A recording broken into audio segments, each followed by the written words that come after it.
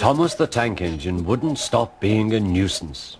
Night after night he kept the other engines awake. "I'm tired of pushing coaches. I want to see the world." The other engines didn't take much notice, for Thomas was a little engine with a long tongue.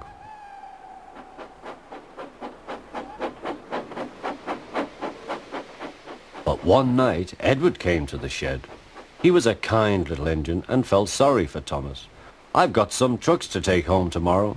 If you take them instead of me, I'll push coaches in the yard." "Thank you," said Thomas, "that will be nice." Next morning, Edward and Thomas asked their drivers, and when they said yes, Thomas ran off happily to find trucks.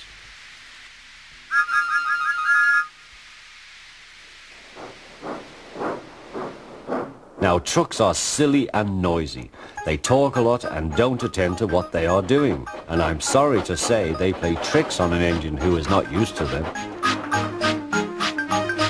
Edward knew all about trucks. He warned Thomas to be careful, but Thomas was too excited to listen.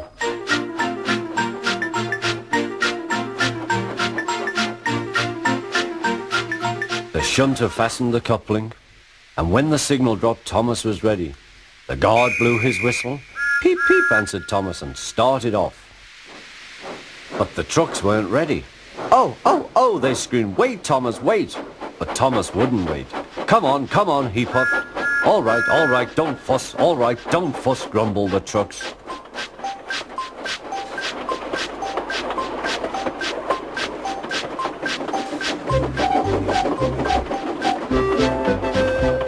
Thomas began going faster and faster. "Whee!" he whistled as he rushed through Henry's tunnel.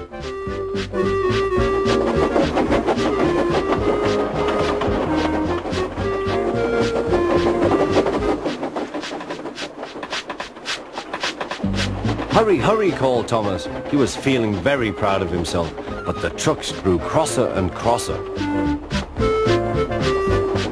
At last, Thomas slowed down as he came to Gordon's Hill.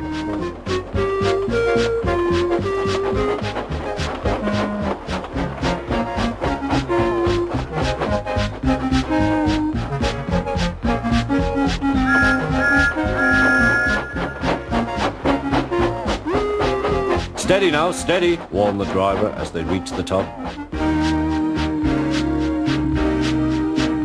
He began to put on the brakes. We're stopping," called Thomas. No," answered the trucks, bumping into each other. Go on." Before the driver could stop them, they had pushed Thomas down the hill and were rattling and laughing behind him. Poor Thomas tried hard to stop them from making him go too fast. Stop pushing," he hissed, but the trucks took no notice. Go on," they giggled in their silly way.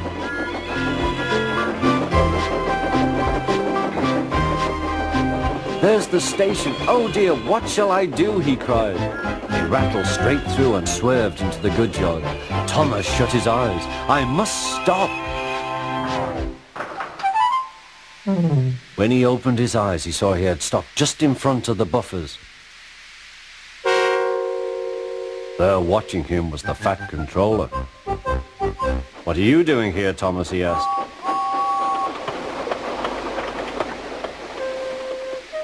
"I brought Edward's trucks," Thomas answered. "Why did you come so fast?" "I didn't mean to. I was pushed," said Thomas. "You've got a lot to learn about trucks then, little Thomas. After pushing them about here for a few weeks, you'll know almost as much about them as Edward. Then you'll be a really useful engine."